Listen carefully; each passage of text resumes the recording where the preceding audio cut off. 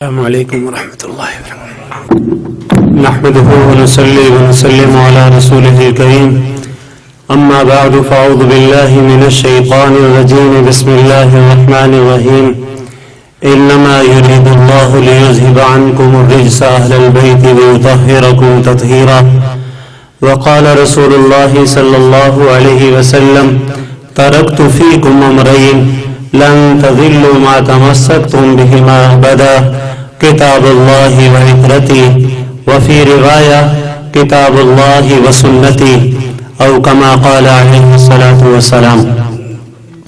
حضرات محترم، آج کی یہ تقریب عظمت اہل بیت کے عنوان سے معنون ہے۔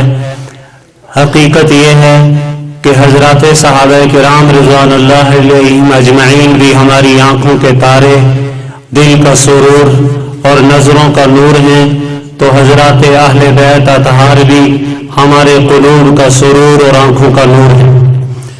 حضرات صحابہ کو چھوڑ کر اہل بیت ہی کا ہو جانا یہ بھی گمراہی ہے، اور اہل بیت کو چھوڑ کر صرف حضرات صحابہ ہی کا دم بھرنا یہ بھی گمراہی ہے۔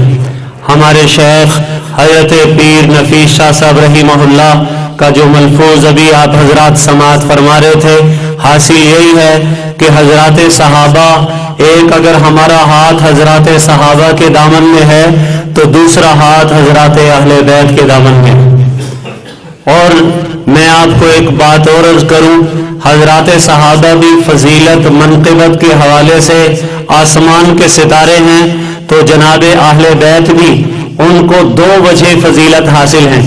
ظاہر اہل بیت ایک تو یہ کہ حضور کا خون ہے، حضور کا خاندان ہے، حضور علیہ الصلوۃ والسلام کے اطہار آل اطہار میں ہیں، تو ظاہر ہے ساتھ ہی ہر اہل بیت جو حضور نبی کریم صلی اللہ علیہ وسلم کی زندگی میں جس نے آنکھ کھولی اور ایمان کی حالت میں پیارے نبی صلی اللہ علیہ وسلم کو دیکھا، تو اس کو جہاں پر اہل بیت ہونے کا شرف حاصل ہے تو صحابی ہونے کا شرف بھی حاصل ہے نا جی۔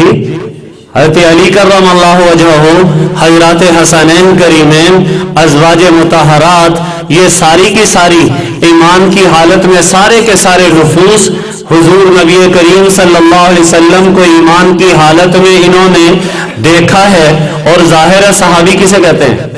جس نے ایمان کی حالت میں نبی پاک صلی اللہ علیہ وسلم کو دیکھا ہو، پھر اسی ایمان پر اس کی وفات ہوئی۔ تو اہل بیت، اگر صحابہ کو صحابیت کی وجہ سے وجہ فضیلت حاصل ہے تو اہل بیت کو تو دوسری فضیلت حاصل ہے۔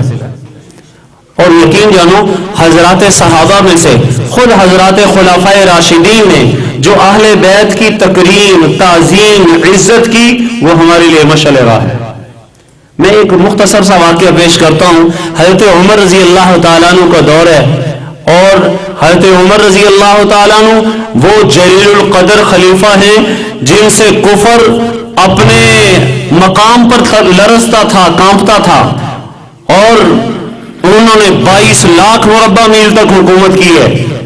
ان کے صاحبزادے ہیں حضرت عبداللہ ابن عمر رضی اللہ تعالیٰ عنہ، اور یہ عمر میں حضرت حسین رضی اللہ تعالیٰ عنہ کے ہم عمر ہیں۔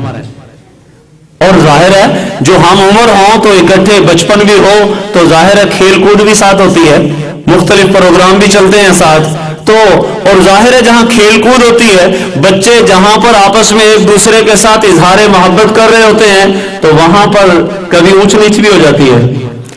حضرات دونوں حضرات حضرت عبداللہ ابن عمر اور یہ خود ایسے صحابی ہیں، حضور علیہ الصلوۃ والسلام کے دور میں بھی اگرچہ بچے تھے لیکن بچے ہونے کے باوجود انتہائی ذکی، انتہائی ذہین۔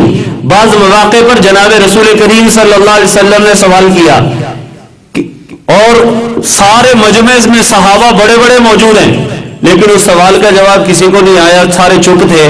حضرت عمر رضی اللہ تعالیٰ عنہ کے ساتھ بعد میں مجمع سے اٹھ کے جا رہے ہیں، حضرت ابن عمر رضی اللہ تعالیٰ عنہ کہنے لگے، ابا جی ایک بات بتاؤں؟ کہا بتاؤ۔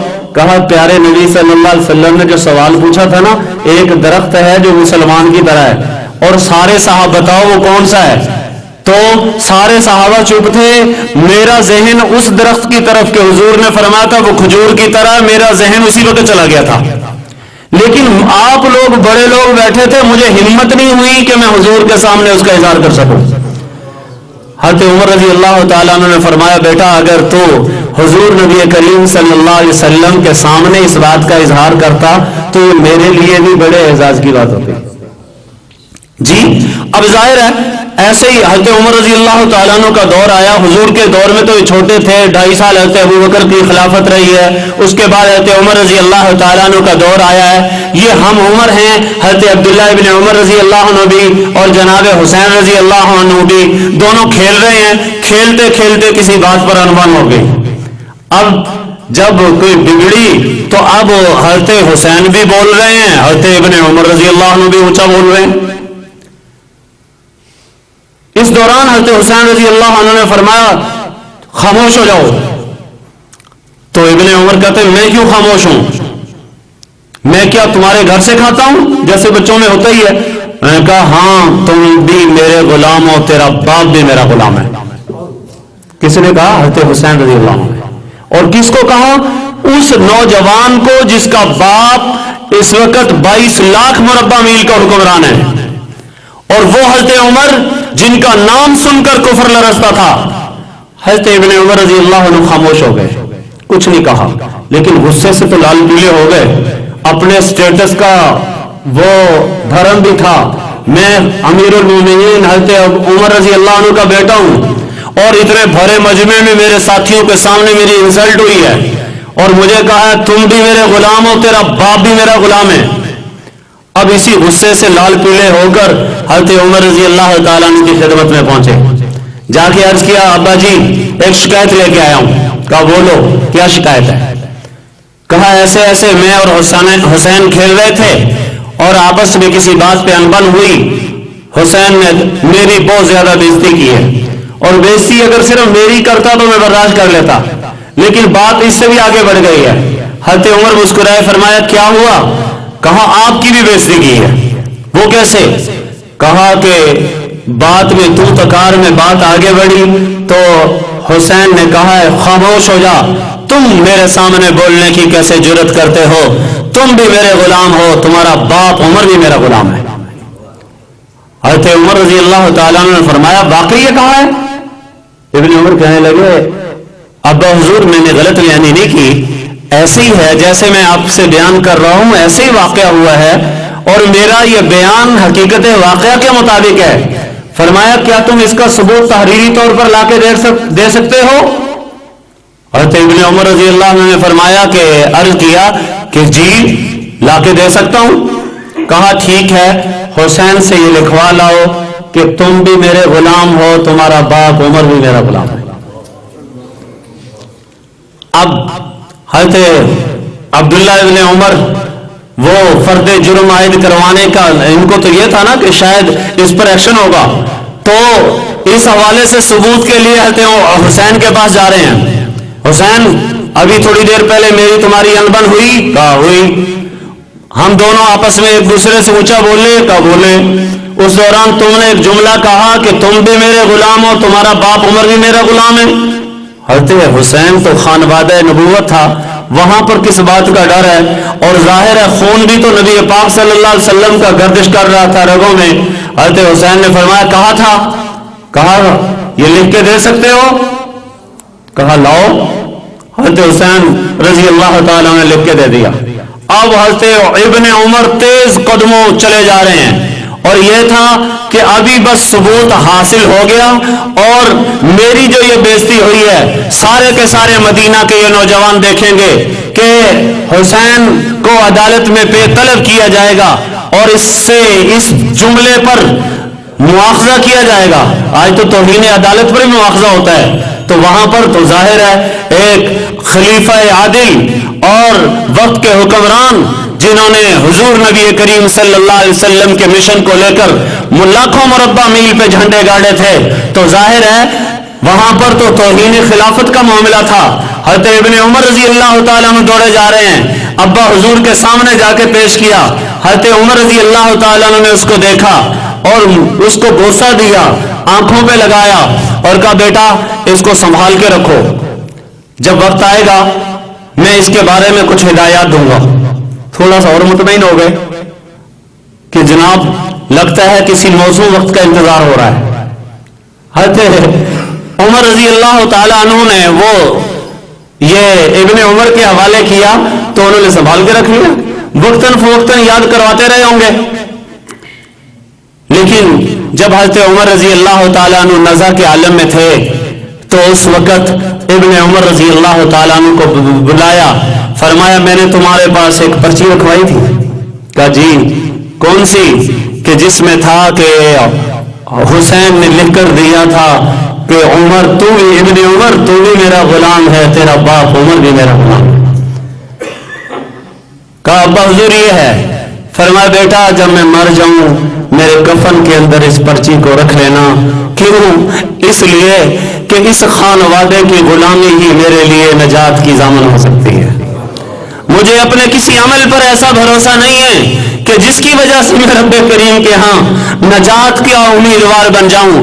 اگر مجھے امید ہے تو اس بات پر کہ جناب میں نے رسول کریم صلی اللہ علیہ وسلم کے در کی اور ان کے خاندان کی چاکری کی ہے، یہ میرے لیے نجات کی ضامن ہے، اور مجھے اللہ کی ذات سے امید ہے کہ اس پرزے کی وجہ سے اللہ کریم مجھ پر رحم فرما دے گا۔ میرے محترم دوستو، آج کی دنیا میں بہت سارے طبقات حضرات صحابہ اور حضرات اہل بیت کو آپس میں مد مقابل بنا کر پیش کر رہے ہیں، اور یہ تاثر دنیا کو دینے کی کوشش کر رہے ہیں کہ حضرات صحابہ اور اہل بیت میں تو آپس میں بڑا ٹکراؤ تھا، بڑی دوریاں تھیں، لیکن حقیقت واقعہ ایسا نہیں ہے۔ حضرات صحابہ اہل بیت کے قدردان تھے، اہل بیت حضرات صحابہ کے قدردان تھے، اور آج بھی ہمارے اکابرین اور ہمارے بزرگوں نے جو ہمیں سبق پڑھایا ہے وہ سبق یہی ہے کہ جہاں پر حضرات صحابہ کی تعظیم، توقیر اور ان کی عزت کا خیال اور بھرم رکھنا ہے، ان کی ناموس کا تحفظ کرنا ہے، وہاں پر حضرات اہل بیت کی ناموس، ان کی عزت کا تحفظ کرنا بھی ہر مسلمان کی ذمہ داری ہے۔ تو جیسے حضرات صحابہ سے محبت کریں گے، اہل بیت سے بھی محبت کریں گے، حضرات اہل بیت کو اپنی آنکھوں کا نور، دل کا سرور سمجھیں گے، اور یقین جانو مولانا عزیز الرحمان ثانی جو بات فرما رہے تھے کہ ہر آدمی اپنی ریلیشن اور اپنے خون کے حوالے سے بڑا حساس ہوا کرتا ہے۔ آج میں اپنی اولاد کے حوالے سے، آپ اپنی اولاد کی ہزاروں کمیوں کو تاہیوں پہ درگزر کر لیں گے، اور لیکن اگر کوئی اولاد کو ہٹ کرے تو سب سے پہلے باپ ہی سینہ سپر ہو کے میدان میں آ جاتا ہے۔ اور کل قیامت کے دن جب اہل بیت کا معاملہ ہوگا تو ظاہر ہے جو لوگ اہل بیت کے ساتھ ناروا سلوک کرتے ہیں، ان کے ساتھ وہ عزت نفس اور تکریم والا معاملہ نہیں کرتے، تو کل خطرہ ہے کہ جناب رسول کریم صلی اللہ علیہ وسلم کے ہاتھ ہوں، ان کے گریبان ہوں، اور وہاں پر کوئی پرسان حال بھی نہ ہو۔ میرے محترم دوستو، جیسے حضرات صحابہ سے اللہ کے نبی نے محبت کا اور انتہائی پیار کا سلوک کرنے کا اور معاملہ کرنے کا حکم دیا ہے، اسی طرح حضرات اہل بیت کی شخصیات ہیں۔ اللہ کریم ہمیں حضرات صحابہ، حضرات اہل بیت کا بھرپور طریقے سے ان کے ساتھ محبت اور پیار کا معاملہ کرنے کی توفیق نصیب فرمائے۔ وآخر دعوانا ان الحمد للہ رب العالمین۔